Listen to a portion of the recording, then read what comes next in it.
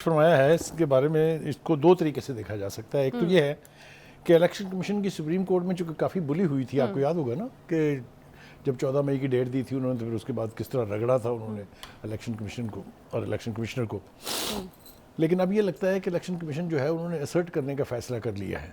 यानी वो लगता यूँ है, जो आज रवैया था डीजी लॉ का वहाँ पर कि जब चीफ जस्टिस साहब ने उनसे पूछा कि इलेक्शन कब करा रहे हैं, तो उसने कहा तो ये जो एक्ट है उसका जवाब देना मुनासिब नहीं समझा। उसने कंधे उचका के और अपनी तरफ से अपना रद्द-ए-अमल जो दिया है।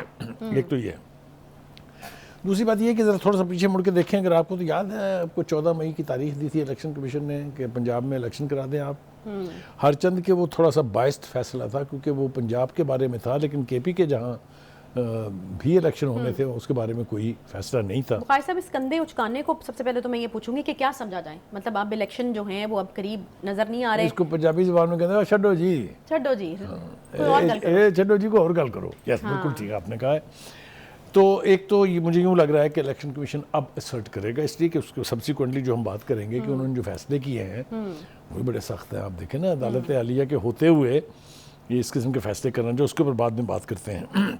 लेकिन ये जो रवैया था आज, ये यकीनी तौर के ऊपर आज काबिल एतराज़ तो मैं नहीं कहूँगा उसको, लेकिन ये कि जब आप किसी चीज़ को बहुत ज़्यादा रगड़ेंगे ना तो वो फिर रिएक्ट तो करती है। तो ये एक तरह से रिएक्शन था डीजी लॉ का, और वो जाहिर है कि वो अपने बॉस के मैंडेट के बगैर इस तरह की हरकत नहीं कर सकते। तो लगता ये है कि इलेक्शन कमीशन में आने वाले दिनों में बहुत सारी यानी ऐसे फैसले आप देखेंगे।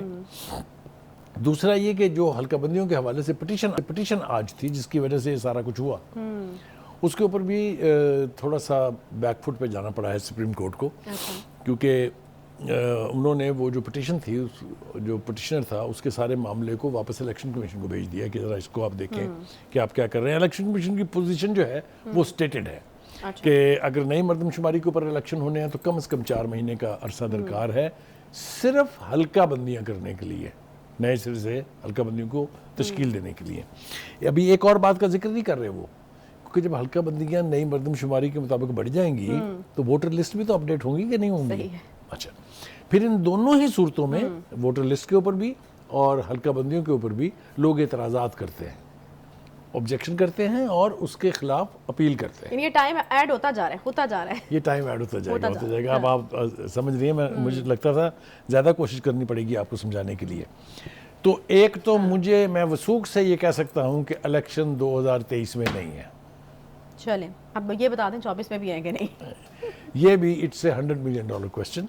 लेकिन ये हम आपको बता पाएंगे जब दिसंबर आएगा।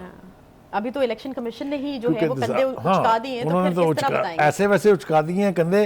अच्छा, अब सूरत हाल इसी तरह से है ना बुखारी साहब की सारी जिम्मेदारी इलेक्शन कमीशन के ऊपर है कि इलेक्शन उन्होंने कंडक्ट कराने हैं। देखिए, ये जिम्मेदारी उनके ऊपर थी, लेकिन उनके जो बाकी के इख्तियारात थे उनको आपने स्नब किया। सुप्रीम कोर्ट ने बहुत सारी चीज़ें जो इलेक्शन कमीशन ने कहीं उठा के फेंक दी।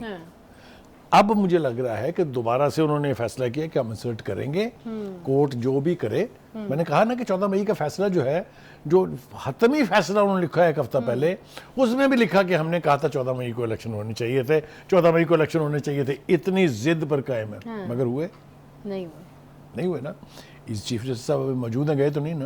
एनीवे, हैविंग सेड दैट, अब आ जाए जनाब, जो मैंने बात की थी कि इलेक्शन कमीशन जो है असर्ट कर रहा है अपने आप को, मगर वो असर्ट करने के अंदर थोड़ा सा हदूद से तजावुज़ भी कर रहा है। देखिए, आप नेशनल मीडिया को कंट्रोल कर सकते हैं, उसके लिए आपके पास टूल्स हैं, उसके लिए आपके पास लेजिस्लेशन है, कानून है।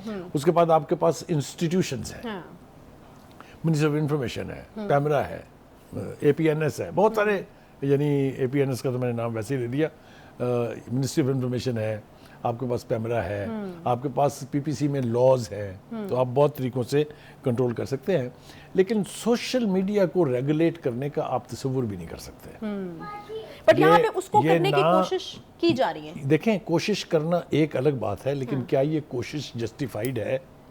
क्या ये कोशिश जो है ये नॉर्म्स के मुताबिक है? पूरी दुनिया में सोशल मीडिया के ऊपर कोई कदगन नहीं है। अच्छा बुखारी साहब, यहाँ पे ये सवाल नहीं है कि क्या हो सकता है और क्या नहीं हो सकता, जो हो सकता है उसके ऊपर भी जो पाबंदी लगेगी वो ठीक लग रही है कि नहीं ठीक लग रही, सवाल ये है। मैंने आपसे ये अर्ज किया, कोशिश की मैंने, लेकिन आप भी सुप्रीम कोर्ट की तरफ से कोई बात सुनने और मानने के लिए तैयार नहीं है। मैंने ये अर्ज किया कि आप कोशिश भी करें तो सोशल मीडिया को रेगुलेट नहीं कर सकते। माजी की मिसालें दे देता हूँ आपको। एक दफ़ा ये फैसला किया गया कि आप ट्विटर और फेसबुक बंद कर दें, हो गई थी बंद, यूट्यूब भी बंद हो गई थी, याद है, फिर रही बंद, नहीं बंद रही। क्यों? दो वजह थी उसकी। एक तो ये कि दुनिया में कहीं भी इस किस्म के कदगन नहीं लगते हैं, ठीक है, और दूसरी बात ये है कि जब कदगन आपने लगा दिए तो लोगों ने 85 नए तरीके इजाद कर लिए थे, यूट्यूब पे लॉगिन होने के, फेसबुक पे लॉगिन होने के और ट्विटर पे लॉगिन होने के। इज दैट राइट और नॉट? बिल्कुल मुख्तलिफ ऐप्स का इस्तेमाल किया गया था। विच मीन्स कि सोशल मीडिया को उस तरह से काबू करना जिस तरह आप नेशनल मीडिया को कर सकते हैं, ना आसान है और ना ही करना चाहिए, क्योंकि पूरी दुनिया में इसको बड़ा नेगेटिवली देखा जाएगा। अच्छा, अब एक एक करके मेरे ख्याल में इसके ऊपर बात कर लेते हैं। इलेक्शन पोल्स सर्वे कराने पर जो है वो पाबंदी लगाई गई है, और ये तो हमेशा से रिवायत रही है कि इस तरह के सर्वेस होते हैं, लेकिन वो उसको हमने अब्यूज़ किया। वो अब्यूज़ हमने इस तरह से किया कि मैं आपको नाम तो लेना नहीं चाहूँगा, लेकिन ऐसे ऐसे लोग मिले जिन्होंने कहा इस हल्के में 100% वोटर फला पार्टी का है। Who are you to decide this? Is that the way to decide? अगर ये इस तरह डिसाइड होना तो फिर इलेक्शन कराने की जरूरत ही नहीं है। अच्छा, मेरी बात समझ नहीं है आपकी? आप नीचे देख रही हैं, मेरी बात नहीं मैं बिल्कुल आपकी बात समझ रही हूँ, लेकिन और भी बहुत सारी चीजें उसमें, अगर एक बंदे ने उसका मिसयूज किया तो आप सबके लिए वो चीज नहीं, रास्ता खुल जाता है ना फिर सबके लिए। फिर जो मर्जी अब किसी एक रिपोर्टर को भेजे, आप समझ रही है ना कैसे भेजा जाता है रिपोर्टर्स को, कि उसकी भी तफसील बताऊँ आपको। भेजे, वो आगे कहे कि जनाब फलां पार्टी इलेक्शन जीत गई है हल्के में, तो इससे माहौल ख़राब होता है, इससे मिसअंडरस्टैंडिंग्स बढ़ती हैं। अच्छा, अब ये जो है कि मीडिया पर वोट डालने से मुतालिक राय की तशहीर की इजाज़त भी नहीं होगी, डिजिटल मीडिया अकाउंट्स पर भी राय की तशहीर पर, तो ये तो बड़ा सफोकेटिंग हो जाएगा। देखिए, मैंने कहा है कि नेशनल मीडिया को आप कर सकते हैं कंट्रोल।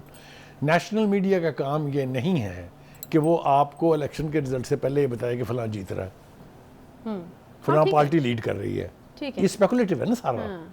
तो नेशनल मीडिया की हद तक तो ठीक है, उसका भी एक तरीका कार है ना। आप कहते हैं कि गैर हतमी, गैर मुसद्दिका नताइज नहीं, मगर वो भी जब इलेक्शन की पोलिंग अभी हो रही है तो आप कैसे गैर हतमी नताइज निकाल सकते हैं? पोलिंग के बाद तो इलेक्शन कमीशन कहता है ना कि जो ही पोलिंग खत्म हो, वो कह रहे हैं ना कि इससे बाज रहे।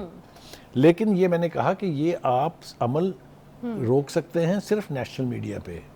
जो लोग वीलॉगर हैं, जो लोग ब्लॉगर्स हैं, जो पूरी दुनिया में बैठ के पाकिस्तान से बाहर उसके ऊपर तबसरे कर रहे होंगे, आप चाहें भी तो नहीं रोक सकते। यानी प्रैक्टिकल इंप्लीमेंटेशन में इसके मसला होगा, डिजिटल मीडिया बड़ा सीरियस मसला होगा, क्योंकि ये आपकी जागीर नहीं है, ये आपके कानून के मतहत नहीं है।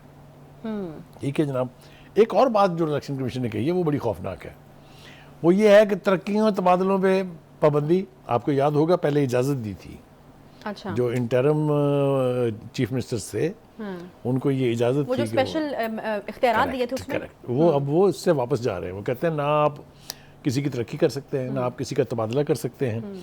और इससे भी एक बड़ी बात है, वो ये है कि जो तरक्याती स्कीमें हैं वो ना आप लॉन्च कर सकते हैं, ना उसके लिए पैसे दे सकते हैं। And it is right by the book ना, it is according to the constitution, according to the election laws। निगरान हुकूमत के पास ये इख्तियारात होते ही नहीं है। करेक्ट। लेकिन ये कि उसको अब मेरे ख्याल से इलेक्शन कमीशन जो है उसने फैसला किया है कि इसकी पाबंदी कराई जाए। इसीलिए मैं शुरू से ये कह रहा हूँ, जो बात आप नहीं समझ रही हैं वो ये कि इलेक्शन कमीशन मेरे ख्याल से दुम पे खड़ा हो गया है कि बस भाई बहुत लिबर्टी ले ली आप लोगों ने हमारे ऊपर। ख्याल में वो वाली बात है ना कि वो कल भी आपको मिसाल दे रहे थे, मिसाल मेरे ज़हन से निकल गई है, लेकिन आपने कहा ना कि कुछ मौसम होते हैं, कुछ दिन होते हैं कुछ लोगों के, तो इलेक्शन कमीशन का ये मौसम, ये मतलब ये बिल्कुल ठीक है, उनकी पावरमेंट शो करने का ये टाइम चल रहा है। बिल्कुल ठीक है, ये आपने बिल्कुल ठीक कहा है।